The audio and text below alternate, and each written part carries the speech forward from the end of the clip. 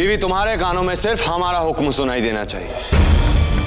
इस घर के बाकी सदस्यों के लिए तुम बहरी और ये तुम्हारे लिए गूंगे। तुम्हारा इनमें से किसी के भी साथ कोई रिश्ता नहीं। तेरे कहने से सारे रिश्ते खत्म हो जाएंगे। क्यों? तेरे कहने से बन जाएंगे।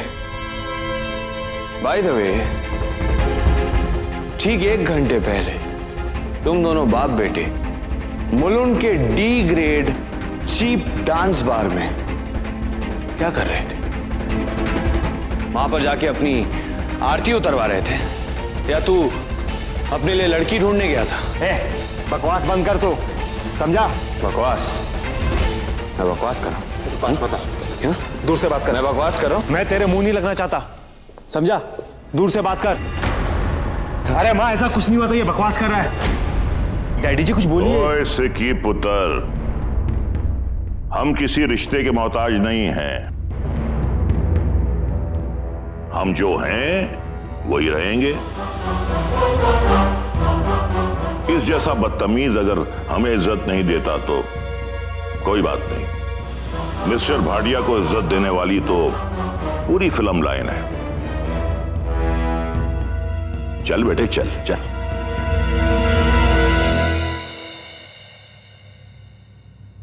बहू,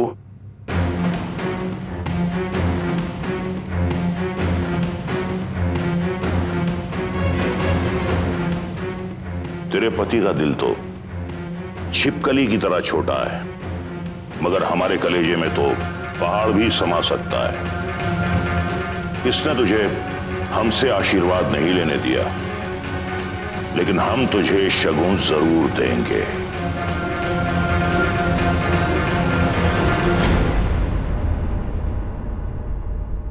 अपने ससुर की तरफ से ले।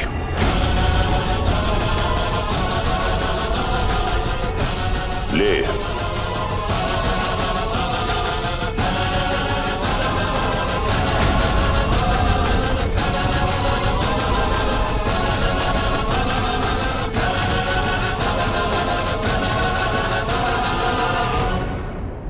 खुश रहो।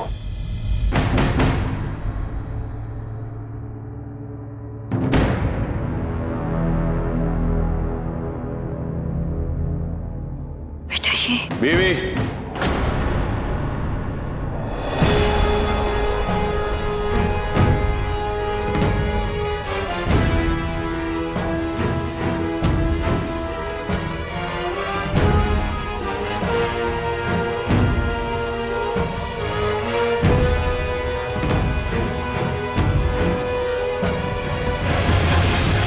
आखिरी बार समझा, तुम्हें उनकी बहू का किरदार निभाने की कोई जरूरत नहीं है।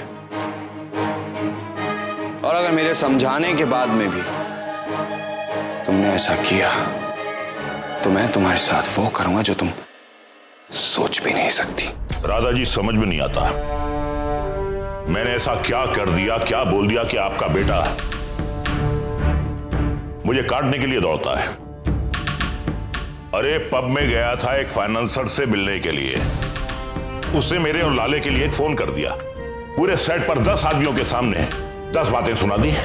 अरे बड़ी मुश्किल से मिस्टर भाटिया ने इज्जत कमाई है, जिस इज्जत को हम इतना संभाल के रखते हैं, और वो जब चाहता है सरे बाजार हमारी इज्जत को फुटबॉल की तरह उछाल देता है। ये कोई बात है क्या?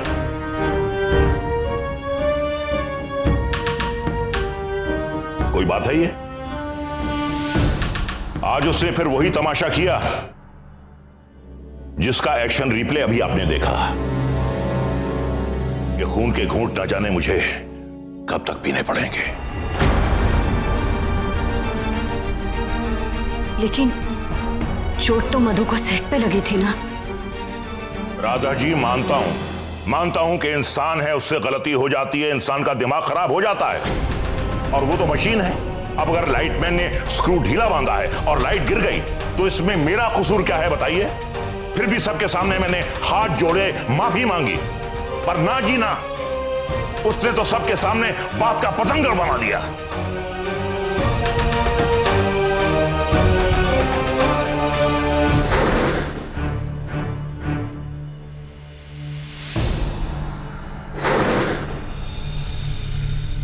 पहले बहू के सामने सेट पर, फिर घर में अपने गुरूर का झंडा हमारे सीने में गाड़ दिया। राधा जी, सीना हमारा भी छलनी होता है, हम भी इंसान हैं।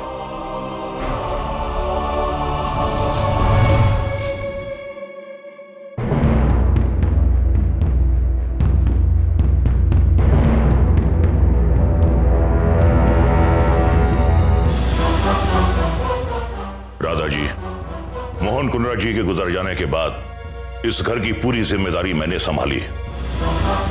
आपकी, ऋषभ की परवरिश की।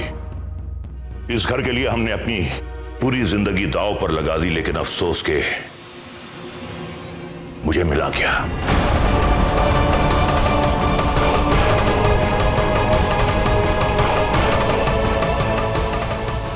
राधा जी, जिंदगी भर हमने एक आदर्श पति बनने की कोशिश की और कामयाब भी हुआ, लेकिन एक आदर्श पिता साबित नहीं हो पाया। सिकंदर ने तो आपको अपनी मां के रूप में स्वीकार कर लिया, लेकिन सारी जिंदगी में ऋषभ के मुंह से पिता शब्द सुनने के लिए तरसता रहा।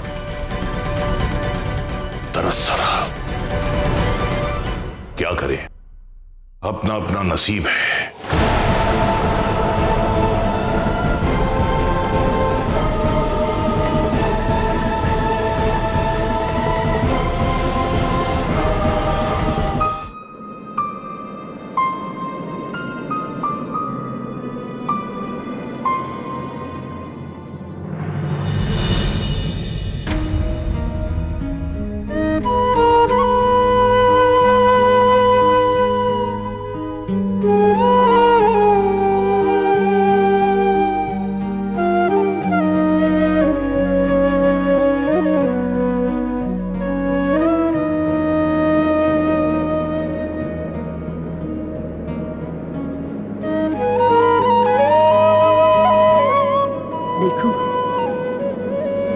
जख्म बहुत गहरा है, सोने से पहले पट्टी बदल लेनी चाहिए। नहीं, इसकी कोई जरूरत नहीं। जरूरत तुम्हारी नहीं, मेरी है। मेरे बेटे की जान बचाते हुए तुम्हें चोट लगी है, वो एहसान उतारने के लिए छोटी सी किश्त दे रही हूँ। अगर आरके की जगह कोई और होता तब भी मैं वही करती।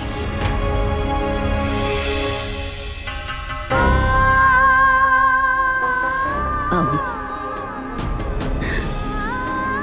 बैठो।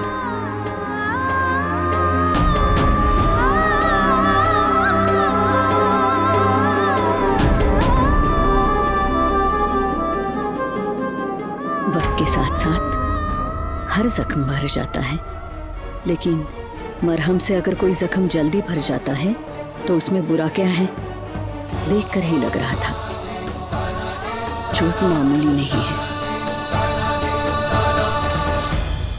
पर मधु, दर्द की आदत मत डालो, वरना दर्द को हमारी आदत हो जाती है।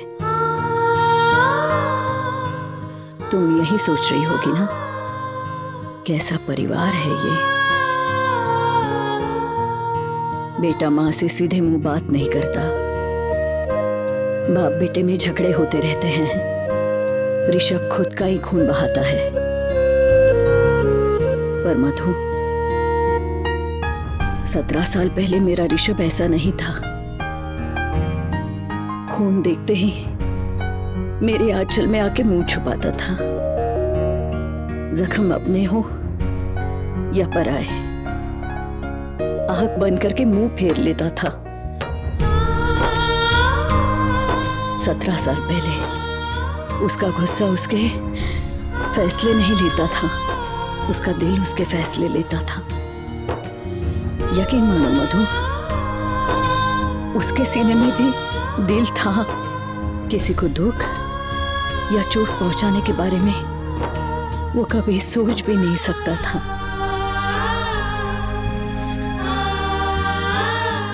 और फिर उस रात एक ऐसा हादसा हो जाता है, उसके बाद उसका गुस्सा उसका गला घोट देता है। और उस रात के हादसे के बाद मेरा ऋषभ पूरी तरह बदल गया।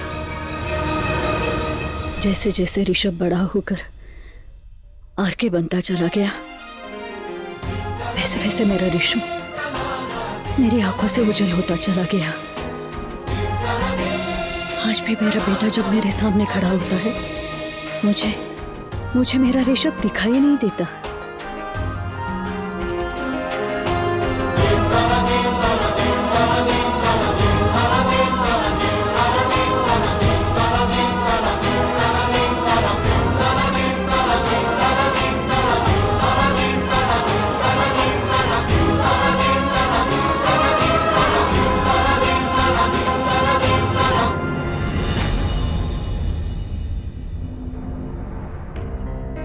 मैं जानती हूँ तुम मेरे बेटे से नफरत करती हो, लेकिन मैं ऐसा कभी नहीं कहूंगी कि तुम्हारा सोचना गलत है, और ना ही कभी ये उम्मीद करूंगी कि तुम उसे कभी अपना लो या उसे माफ कर दो। बस इतना करना, मेरे बेटे के लिए कभी दिल से बद्दुआ मत निकालना। भले ही उसका बर्ताव तुम्हारे प्रति बद से बदतर हो, एक औरत हो, यकीन करती हूँ एक माँ की भावना को समझोगी।